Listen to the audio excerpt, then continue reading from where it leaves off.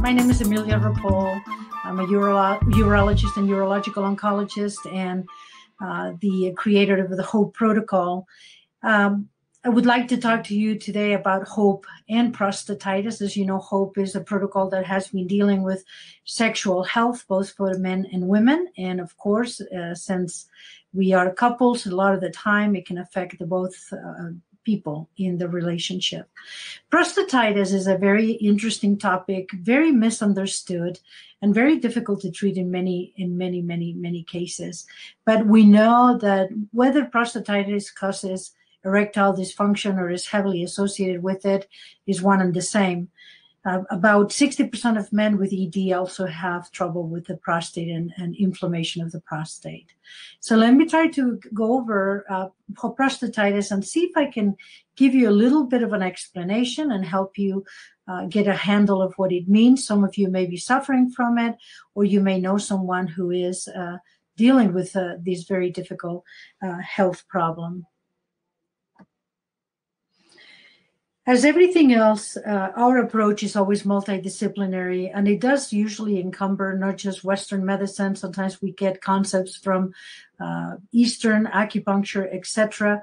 And we're definitely always in the lookout for new treatments that could benefit our patients, primarily if those treatments are treatments that do not cause any harm. But there's no doubt that the best results are always when we all come together and multiple brains are better than one. So I have the benefit in my office to practice with an acupuncturist, a physical therapist, a PA, and other people that are much better at some other areas than I am. And by coming together, we try to put these protocols for you in order to benefit our patients. I am a board-certified urologist and urological oncologist, and I have the privilege and the fun of teaching a lot of these protocols to other people.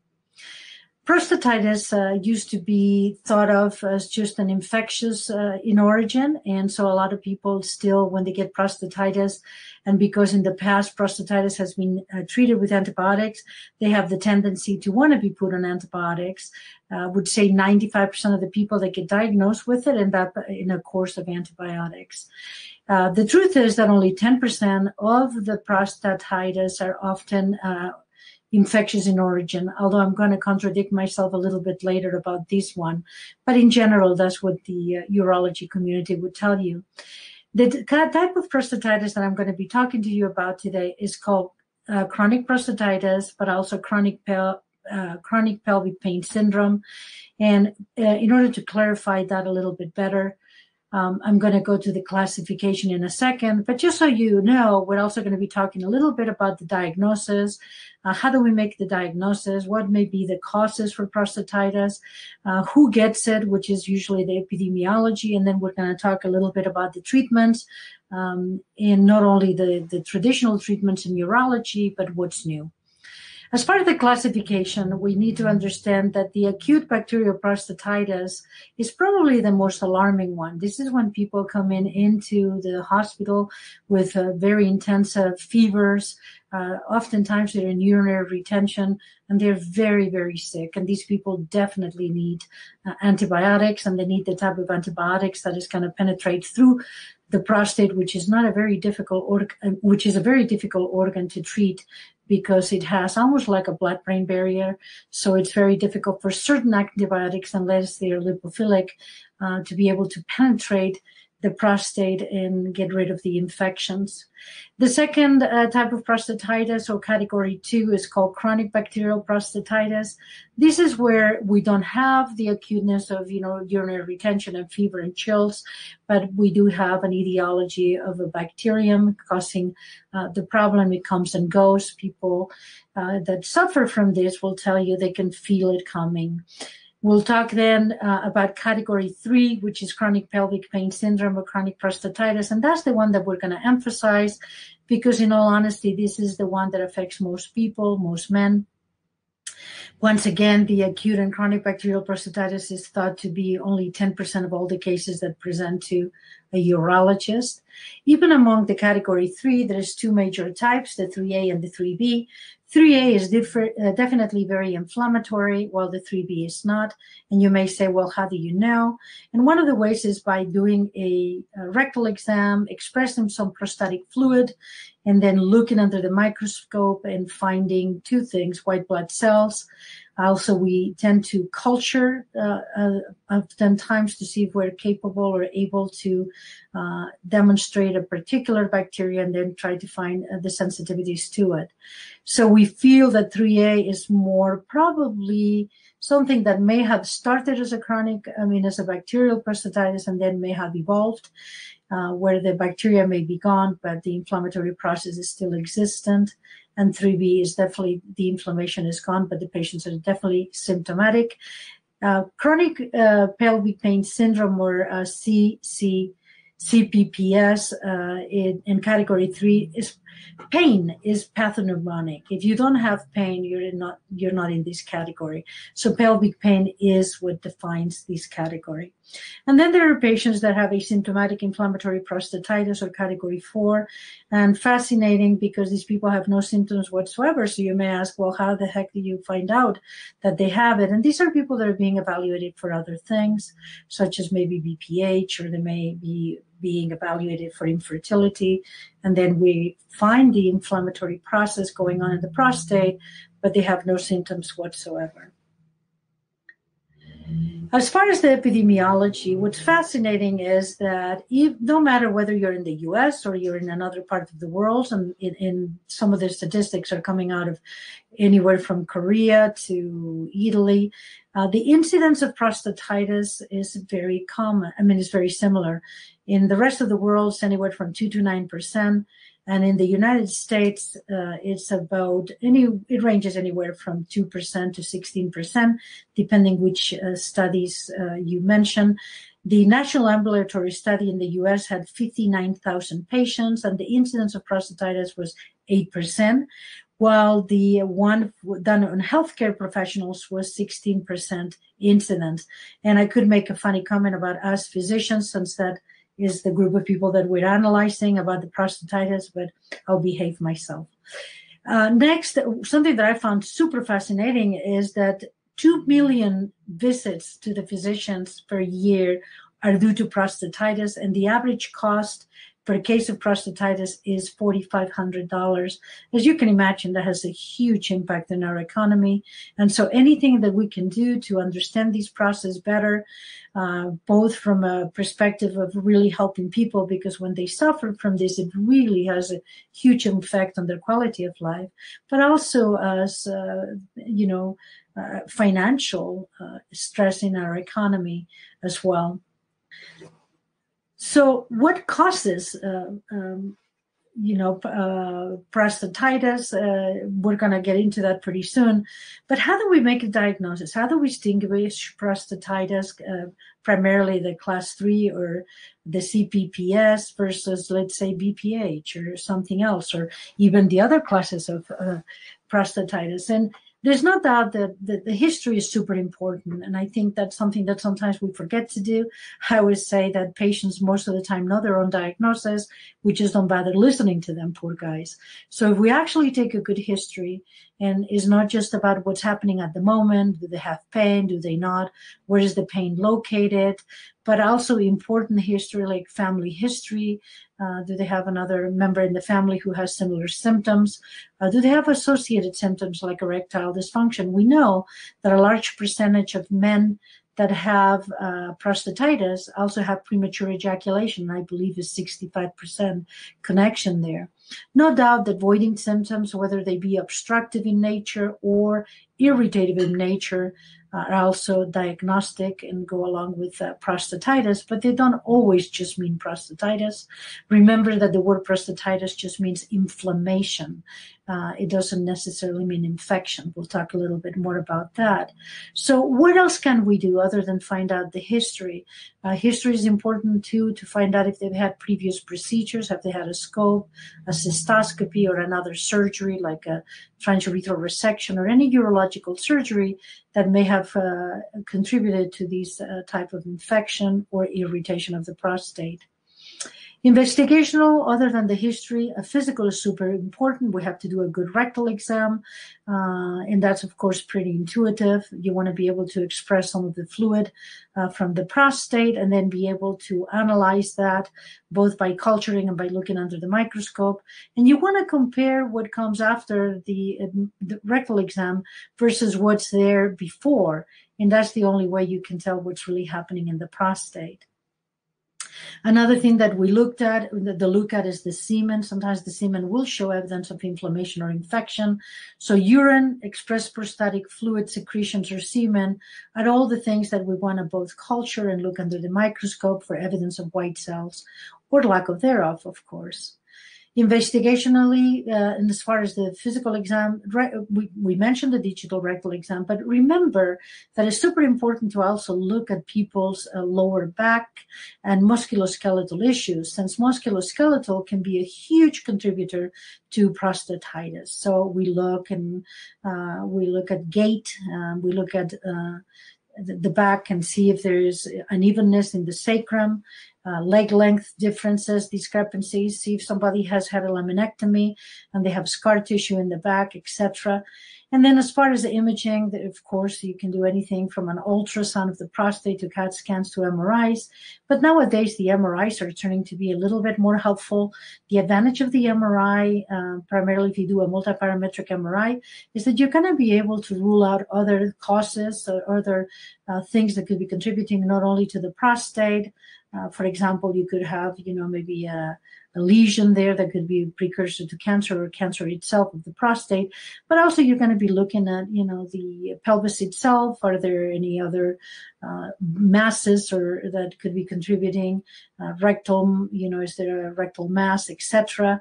And you're also going to be able to look at lymph nodes and as well as the bony structures of the pelvis, which those are super important when we talk later about the different causes of prostatitis. So very important, number one, to listen to your patient, get a good history, do a very thorough physical exam, which are just the basics of medicine anyway. And from there, you can expand into cultures and imaging or different X-ray modalities, depending what it's available in your area. I always try to caution people that, sure, we can want to do this modality or that one or the other, but what's important is to find out what's good in the hospitals near you. Sometimes you may have like a really good CAT scan person, so then you may want to do that instead of an MRI, etc. So be mindful that there is more way of doing things than one way. So let's look a little bit at the causes of chronic prostatitis. We're going to be talking about the primary cause in reality is inflammation, which is the definition by the word itis. Itis in medicine means inflammation. And of course, the word prostatitis means inflammation of the prostate. What causes that inflammation varies tremendously. It can be an infectious process. It could be the immune system. It could be allergies. It could be dysfunctional voiding, neuromuscular components, and it could be the neurological system as well, whether it's central nervous system or peripheral. So let's talk a little bit about the infections. I think for the longest time and in the old days, we felt very strongly that most prostatitis were infectious in origins, and people did get into very severe issues from being in long-term antibiotics, causing leaky gut, causing problems with Clostridium and some diarrhea, and changing the biology and the flora of their gut, which can have long-term complications. So we have to be cautious about overusing any type of antibiotic unless we're certain or we have a strong suspicion that in reality they are in that 10% of the population that has an infectious origin. That being said, when you need the antibiotics and you come into the office or the hospital with, severe fevers and almost septic, definitely antibiotics are the way to go. So what are the most common infectious agents? Gram-negative agents, of course, are super important, and they're the most common. They're probably 80 to 90% of all the bacteria. They sit in our gut, in our intestinal system, and they are a part of the normal flora, but a lot of them can also become pathogenic. Gram-positives are not as common. Ureaplasms are more common than we ever realized. They're very difficult to culture. They're very small. They have no wall around them, so they act like gram-negatives. But they are suspected not only in prostatitis, but also in men who have infertility. Mycoplasms are also a type of smaller infectious agent. A lot of people don't feel mycoplasms are very important in the etiology of prostatitis, but we have to keep it in the back of our mind.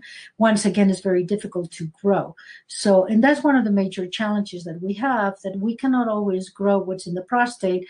Just because we have a negative culture doesn't mean they're not infected. And we'll discuss that a little bit more. And then any of the sexually transmitted diseases, primarily chlamydia being the most common, can also be a source of prostatitis. So that's important to keep in mind.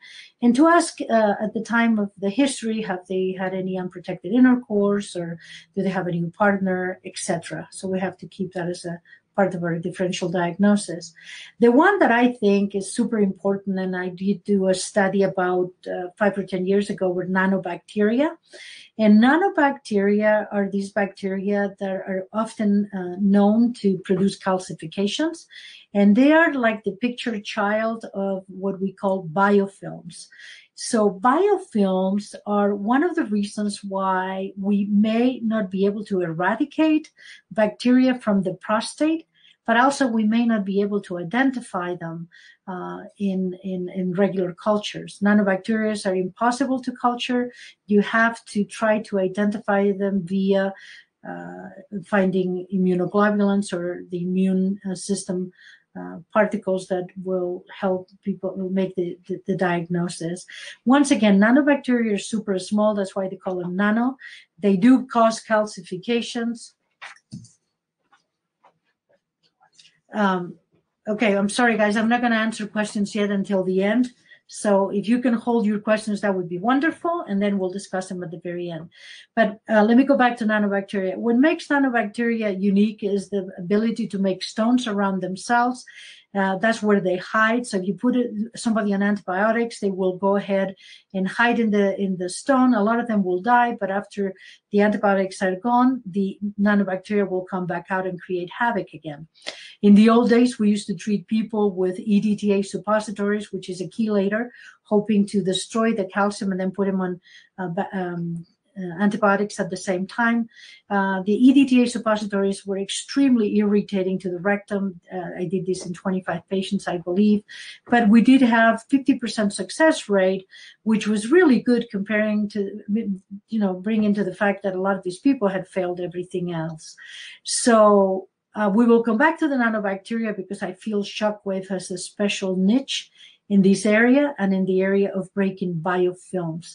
So once again, biofilms is a fancy way to say that the bacteria nowadays can create either mucus or stones, or they have all kinds of different ways of protecting themselves against either the immune system or the antibiotics or any other way of defense the body has, and therefore they're extremely difficult to eradicate.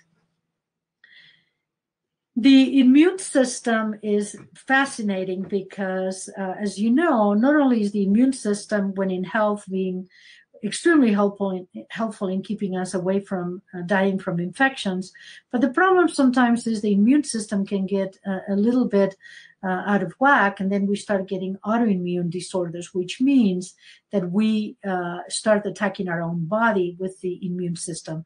So I think what happens sometimes, one of the things that are being postulated is that during an infection, the immune system tries to come in and definitely get rid of the bacteria or whatever is causing the infection. And at the same time, it starts kind of getting a little confused and not being able to distinguish self from non-self. And it starts attacking the prostate itself, causing more inflammation and causing more symptoms associated with it.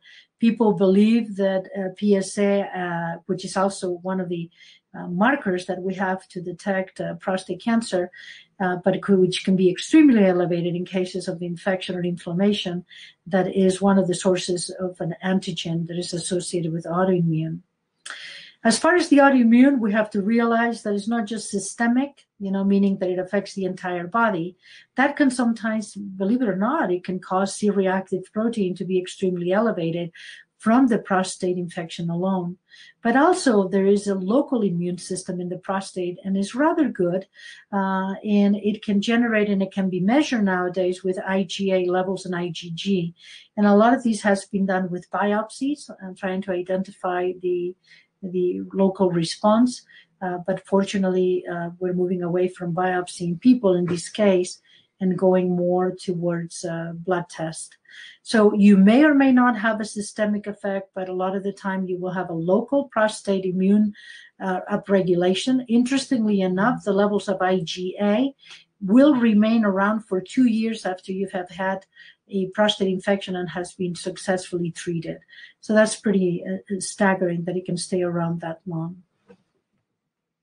As far as allergies, believe it or not, 55% of people that have prostatitis are also known to have systemic allergies, not just to the environment, but to some foods as well. So we have to be mindful of that.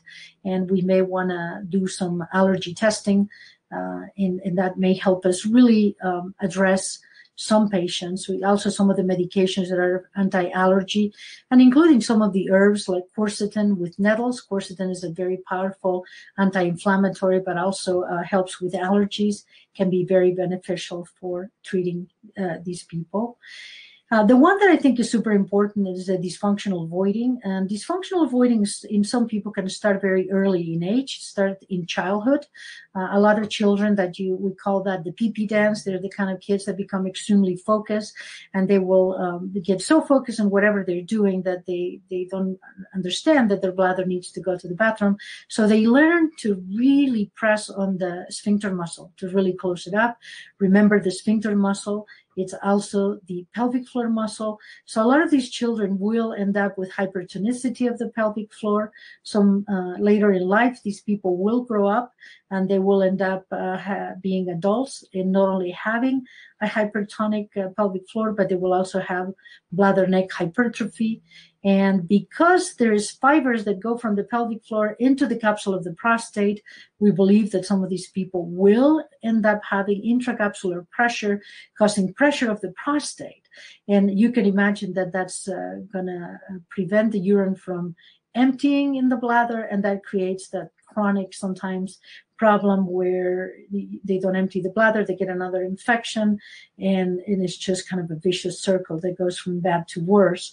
Now, another thing that I think is super important that we all forget and that is associated with functional voiding is prostate reflux. And what do I mean by that is that if you have a tight pelvic floor, a tight urinary sphincter, if you have trouble with your urethral strictures, anything that is going to have the bladder generate a higher pressure to get past those blockages, a lot of that urine is going to back up into the prostate and it's going to cause inflammation.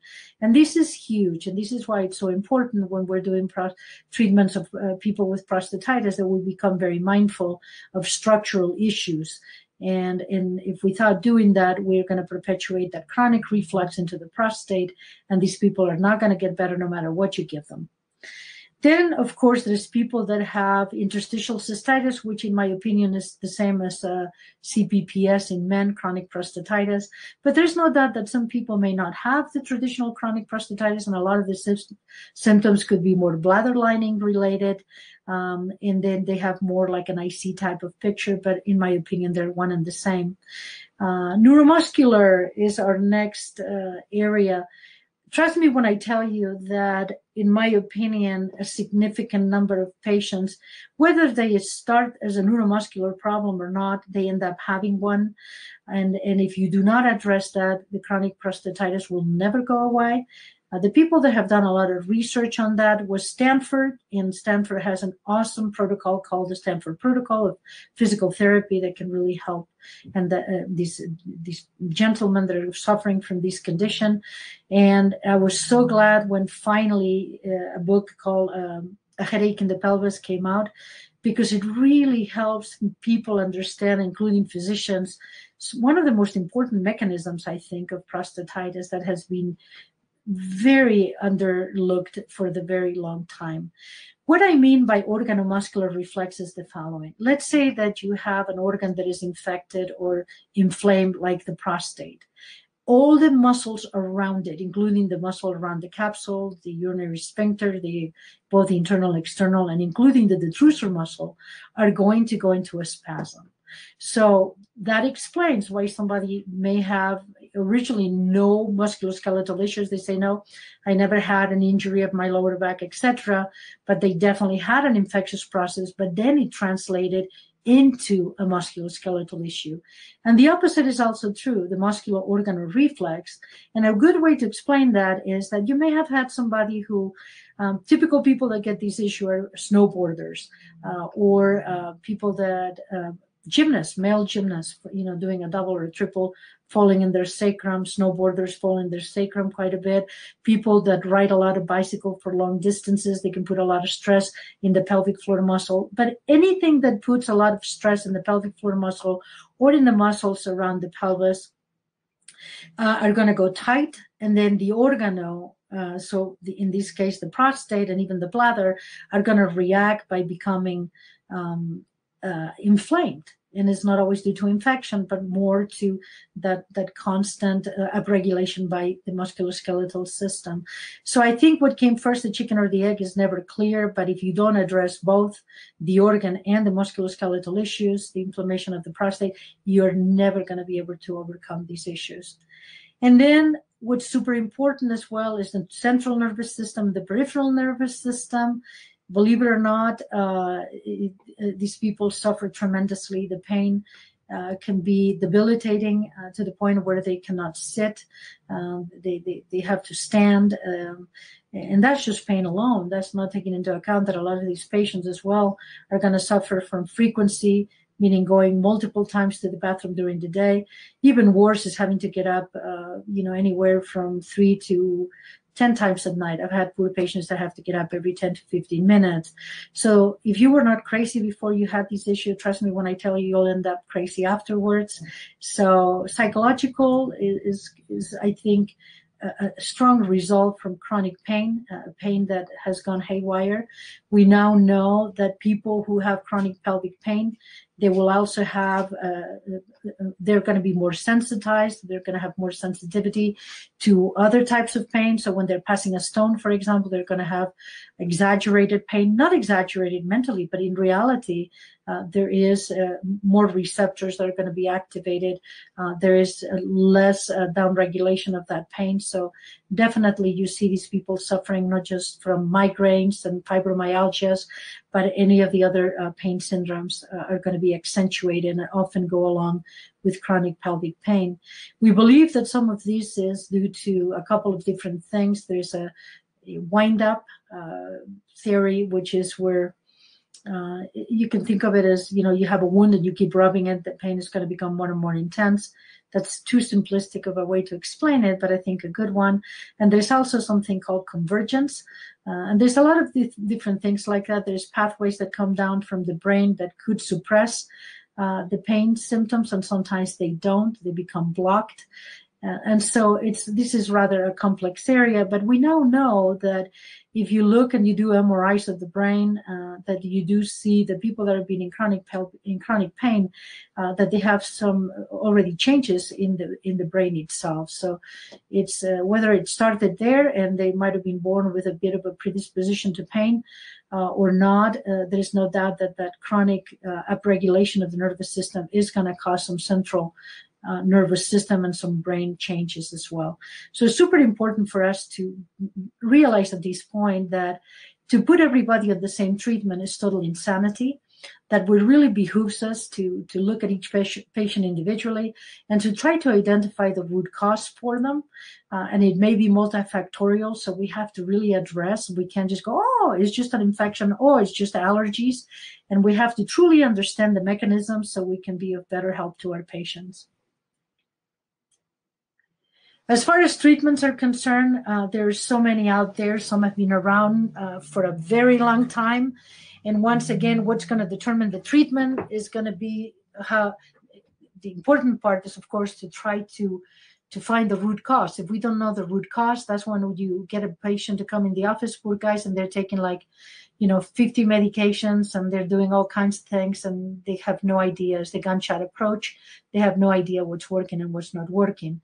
So once again, what's really important for us as a urologist is to be able to help the patient and to make them a part of the solution, because trust me, they're the only ones that can give us the right information, and they're going to be able to tell us whether something is working or not.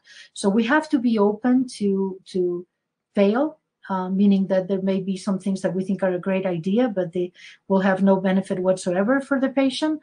And we have to be open to whatever they think is helping them. It's not always placebo effect, believe it or not, but I do believe that there's more to it than just placebo. No doubt that the people that come in with severe symptoms with fever, chills, and sepsis and urinary obstruction, and they have the acute bacterial prostatitis, antimicrobials are going to be super important. Anti-inflammatories are extremely important, and these can be anywhere. In my opinion, I prefer the anti-inflammatories that are natural, because that way I get into less trouble with patients and their lining in the stomach and other things like that. As you know, a lot of the anti-inflammatories that are traditional, they're going to be non-steroidals, and those tend to be very harsh on the kidneys and on the GI system. The steroidal anti-inflammatories themselves sometimes can be appropriate, but we don't want to overuse steroids. Alpha blockers are ones, these are like you may be familiar with them, Flomax, Corduras, Rapaflows. Believe it or not, those can be extremely helpful. And the people that these can be helpful in are going to be the people that have more of the dysfunctional voiding. They may have the thickened bladder neck, or they may have some issues with hypertonicity. So this is helpful, and it might be worth checking. Now, the caveat about this is, unlike when you take alpha blockers for just benign prostatic hypertrophy or BPH, when you're taking it for pelvic floor dysfunction or for prostatitis, most studies will show that you need to do them for 2 to 3 months before you can rule them out as beneficial. So that's something super important to remember. The anti-inflammatories that I like, I'll talk to you. I'm not trying to blow you off, but I'll talk to you more about it when I go to the complementary and we look at some of the nutraceuticals and herbs. That being said, if you're traveling and you're having a prostatitis and you take a leave or any of the other ones temporarily, I think that's totally appropriate and can really help you when you're in a bind. So don't count them out. Just long-term use of them can be a bit damaging. So that's why I want you to have alternatives to that. Osteopathic manipulation or chiropractic or physical therapy, in my opinion, are super important. And if you do not have access to that, you're not going to improve and you're going to keep getting recurrent symptoms. That's what's going to address issues with the sacroiliac, joint dysfunctions, lumbosacral. This is what's going to help the pelvic floor. So we have to be looking around our area to see who in the area is knowledgeable and knows about maybe the Stanford protocol. Your physician should be able to help you with that. If you don't, go to the International Pelvic Pain Association, and they have people that deal with this kind of issue per state and town. So feel free to tap into that resource. Is awesome. Ejaculation is super important, and I think is because it helps move the fluid from inside the prostate out. And so ejaculating at least once to twice a week is very helpful. Prostatic massage used to be done traditionally forever before we ever had the better antibiotics. But then it became out of vogue, and now it's back on because I do believe it helps.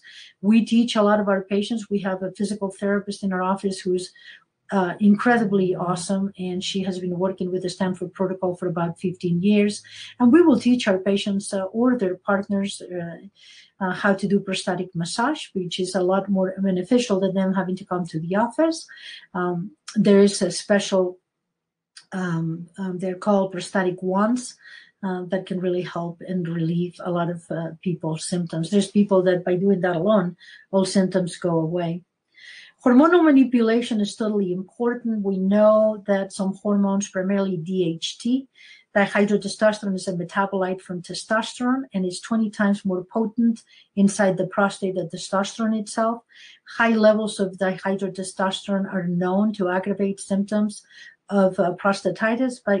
By no means is usually the primary cause, but is that proverbial the straw that broke the camel's back. So super important to keep in mind that if there is somebody that has very high levels of DHT, we may want to normalize them and bring them down with 5-alpha reductase inhibitors, such as Proscar, the natural 5-alpha reductase inhibitor, Palmetto. Although a lot of people traditionally will say it's helpful to them, every study that has ever been done, including placebo studies, have never shown a benefit to it, although I still will sometimes put my patients on it. Once again, I wouldn't advocate to have everybody be put on, Proscar or Avodart for prostatitis unless we can prove that they have extremely high levels of DHT. In that case, we have to be just bringing them down to a normal level. We now have a little bit of information about some men, thank God not too many, but a percent of men can react to the 5-alpha reductase inhibitors. Primarily, they get the levels very low in having erectile dysfunction, primarily libido issues, since it does cause hormonal problems. So we have to kind of counteract that and balance it out and not trade one evil for the other. Complementary medicine to me has always been one of my passions, and one of the reasons why it's one of my passions is because it actually works, okay? And I'm not saying that that's the only way to go, but why not use everything that is available that might change your life for the better? Acupuncture is, as you know, acupuncture has been around for 4,000 or 5,000 years, and no doubt that is awesome in musculoskeletal issues. So a lot of the people that have the lumbosacral, sacroiliac joint dysfunctions, lumbar, they've had lumbar issues like L4-5, anything like that, all of that can be really improved not only with physical therapy and osteopathic manipulation, but acupuncture as well. As far as urban nutraceuticals, believe it or not, we do have some really good studies that are double-blind and that have proven that quercetin, for example, by itself or in combination with nettles, and also in combination with digestive enzymes, have a significant, and it's actually been shown to be statistically significant in improving symptoms of prostatitis. In my office, I use quercetin with nettles a lot, and I've had great results in cooling, what I call cooling off the prostate. Powerful anti-inflammatory, but also really helpful in people that have allergies, so don't forget that. Biofeedback and electrical stimulation is super helpful. I've been using that for approximately 15 to 20 years, and what's really good about it is sometimes the only way we have to teach people to control the pelvic floor and to relax it. Also, the electrical stimulation itself, depending what settings you can use, you can numb or relax the pelvic floor muscles. So that's definitely something that should be looked at and kept in mind as a good complementary protocol. We use it, like I said, on a regular basis, so I hate to even put it as a complementary anymore. And by the way, it's been covered by even Medicare for the last 15 years, so that's helpful. Heart math and others. So remember I was telling you that we definitely see now in people with chronic prostatitis significant changes in the central nervous system and also peripheral nervous system. A lot of our patients get stuck in what we call the fight and flight reflex, or the autonomic nervous system. We have the sympathetics, which are the ones that allows us to run away from a tiger. And unfortunately, sometimes the body gets stuck on that. And if we don't go into the relaxing or the parasympathetic tone, we cannot heal. So heart math is simple. Nowadays we're lucky we all go around with our phones. There's a lot of, believe it or not, apps that can teach us how to regulate our breath and how to go from a sympathetic or fight and flight reflex to a parasympathetic tone, which is when, the tiger is gone and we can actually go to sleep and heal. And so being able to help the central nervous system, the peripheral nervous system via heart math or acupuncture, or there's so many other good programs out there, and also having somebody who is a very good psychotherapist, EMDR. There's things like EFT, emotional freedom technique, neuromuscular. There's so many different really good pathways. So having in your team one of the therapists who can address all the stress and psycho-emotional issues that come along with chronic pelvic pain is extremely important. And then let's get back to the Shockwave, since that's what we all signed up for today. And Shockwave, as you know, has been used for erectile dysfunction lately, but even more important, before that it was ever used for erectile dysfunction, it was used for breaking up stones. And that was the high frequency one. For healing, we use the low intensity, not high intensity. So the low intensity has been used in Europe and in the United States now for a long time for musculoskeletal issues, ligamentous issues, and for bones, for ligaments, for tendons, for muscle, for everything, and improving some chronic pelvic pain itself tremendously. It does improve, as you know, blood flow to an area.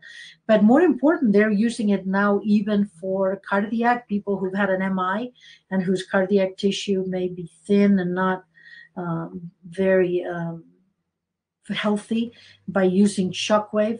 I know part of you is thinking, oh my, maybe that's not such a good idea if they have thin myocardium, but believe it or not, it will increase angiogenesis and muscle fiber formation.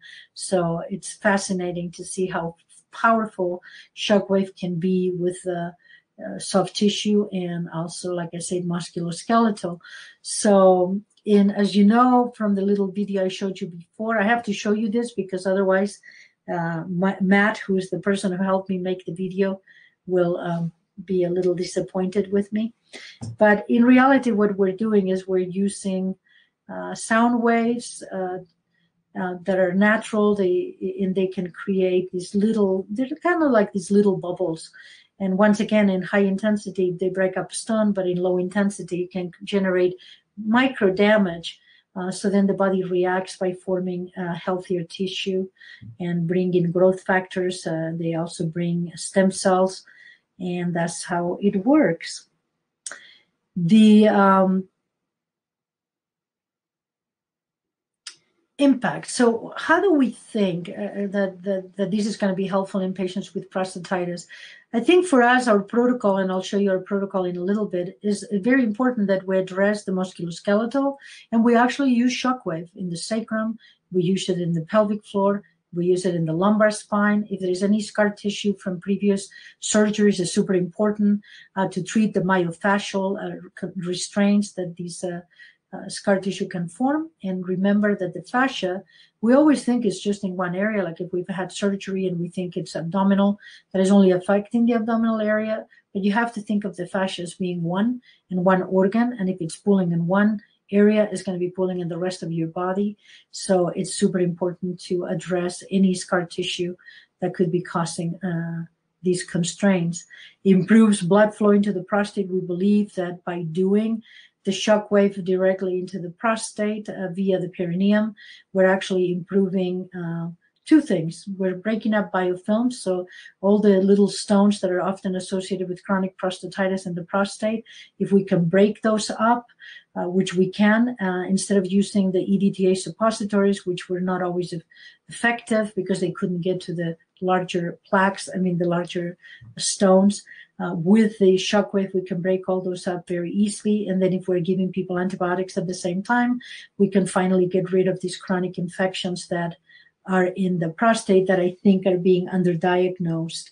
Another way that we are addressing this in our office is we're now started doing some of the prostatic injections where we actually inject antibiotics directly into the prostate. The reason for doing that is that way they don't become systemic and they become more concentrated in the area that we need to get them in. A lot of antibiotics never get into the prostate. In the old days, we used to treat prostatitis with antibiotics like Bactrim, for example. And even after 3 months, the success rate was maybe 60 to 70% resolution of the infection, but another 30% of people's never got rid of the infection despite 3 months of antibiotics. As you can imagine, 3 months of antibiotics is deadly and is very damaging to the person. So we're moving away from such a treatments. Thank God, with the help of the Shockwave, we're breaking up the biofilms, so that way the bacteria are totally exposed and we can go with shorter courses of antibiotics. We also make the prostate more permeable, so there's more blood flow and more of the antibiotics and the immune system can get in, so it can help us in the struggle of getting rid of these inflammation and infection. What's really cool about it, believe it or not, is not painful. I know you won't believe me, but it's not painful. It just, most people describe it as it's just downright weird feeling, but there's no side effects. The worst thing that can happen is that we don't get a resolution of symptoms, but it's not going to harm anybody. How did we find out and how did we focus more on the prostate? It was the fact that we could see huge plaques of Peyronie's, and some of them were calcified of the size of almonds, go away with the treatment. And then we thought, well, duh, if it's helping in the penis and breaking up these stones and plaques, so why not try it in the prostate? So we went ahead and did that. Other people with chronic prostatitis that we were treating for erectile dysfunction. When I treat for penile erectile dysfunction, I always treat the area of the prostate. And then all of a sudden, I realized that a lot of these people were getting better, and they were saying, "Oh, guess what? I'm voiding a lot better. So not only am I getting better erections, but guess what? I'm not getting up at night as much." And so they've been really pleased with it. I think it's also because it is relaxing the pelvic floor, not just getting rid of the stones and the inflammation. And then erectile dysfunction, we were talking about how there's a strong correlation between the two. And a lot of it, I think, is blood flow. So anything we can do to improve blood flow is going to be beneficial. So angiogenic is another fancy way to say improve blood vessels, the number of blood vessels into the area. So angio means blood vessel, genic means generation of new blood vessels. That improves prostate hemodynamics, meaning we improve blood flow into the prostate. That's going to improve the immune system coming in, helping us out, get rid of the chronic bacteria that might be living there that we cannot always diagnose via cultures. Improve musculoskeletal issues. If we can remove one of the root causes that is causing reinfection by not allowing the urine to push through, or by causing the reflux of urine into the prostate, you can imagine how irritating and inflammatory that would be. That would be really, really beneficial. And once again, removing of biofilms is critical and is one of the upcoming concepts in prostatitis and in other types of infections around the sinuses, etc. That's going to improve the quality of life. So finally, what is the protocol? What do? We treat the prostate itself directly through the perineum. We put numbing medicine, topical, although most people, after they've done it the first time, they say don't bother because it doesn't cause pain anyway. We're going to reach the perineum like we talked about. We're also sometimes going to treat the penis itself, but mostly not the corpora cavernosa, where you have the blood flow for erections, where we actually try to treat the spongiosum, which is the kind of the lining, or you could think of a pillow around the urethra. As you know, urethra can also be a cause of pain and infection. So we treat the urethra itself via the corpora spongiosum. We treat the musculoskeletal issues. We'll treat any of the lumbar spine and the lumbosacral area and the sacrum itself. We're going to also treat the pelvic floor via the perineum. And then finally, scar tissue. Scar tissue is super important, like we talked about, as far as fascia, pulling and pushing and etc. And so we're going to try to treat that as well. There's a lot of people that have SI joint issues that have never had an accident, but they may be runners or athletes, and they have piriformis problems or IT band problems, and that will pull the sacrum out of place. So this is so easy to treat those areas as well with the Shockwave. So when we do the protocol, we don't just treat the prostate, but of course we're trying to also treat some of the other causes that could be contributing to the symptoms, which is why we think we get really good results from it. And that's about it. I already had somebody who was asking me something in the middle of the talk. So let me read that question, and then let's open it up for more questions and answers. Let's see. Can you use Shockwave for ED if you have prostate cancer? That's a really good question. And the answer is depends if the prostate cancer has been treated or not. I would have to say that anybody who's had definitive treatment for prostate cancer is totally safe doing so. And as a matter of fact, we do treat patients who have erectile dysfunction secondary to radiation or other treatments with Shockwave. We have no issues with it. If you could make a case for people that have, some people might say, what if you treated the prostate in somebody who's never had it, that may have like a low-grade prostate cancer? And my answer to that is I think it would be extremely helpful, and we do it all the time. One of the causes, I think, of cancer is stagnation and inflammation. So if we can remove the stagnation of inflammation via some of these protocols, I think it not only will improve erectile function, but also minimize the chances for recurrence or improve the immune system ability to reach inside the prostate and be of benefit.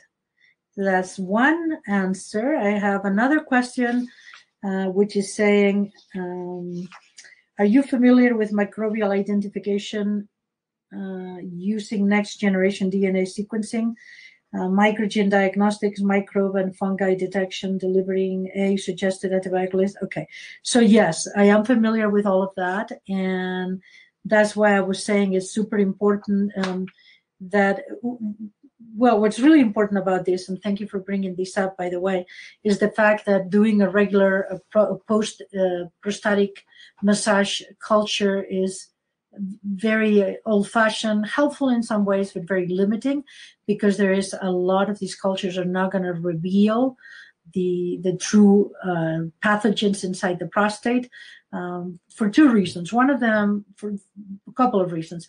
A lot of those pathogens are not traditionally being tested for, like the mycoplasms, ureaplasms, nanobacteria, etc. So right there, you're going to miss a bunch of infectious agents. The other one is the biofilms, like we talked about, make it so a lot of these things are not available to be tested for.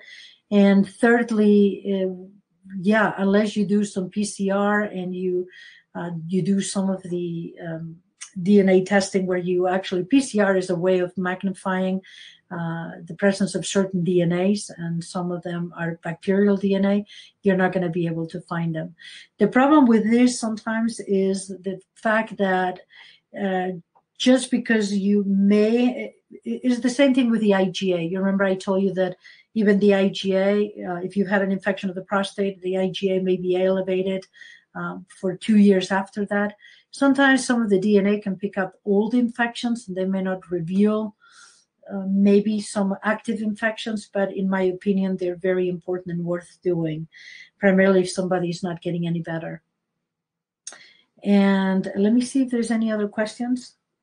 I hope this answered what you were asking. And I believe that is it. Feel free to, oh, maybe there's one more, so give me 1 second. Nope, that's it.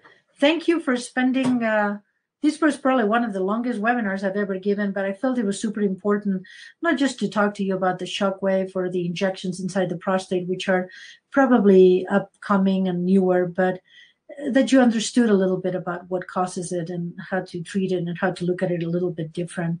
So thank you very much and for spending time with me. And I'm not really sure what I'm going to talk about next, but I'm sure I'll come up with something. If you have ideas, send me an email and let me know if there's a topic that you're wanting to know more about. Talk to you soon. Thank you very much. Good night.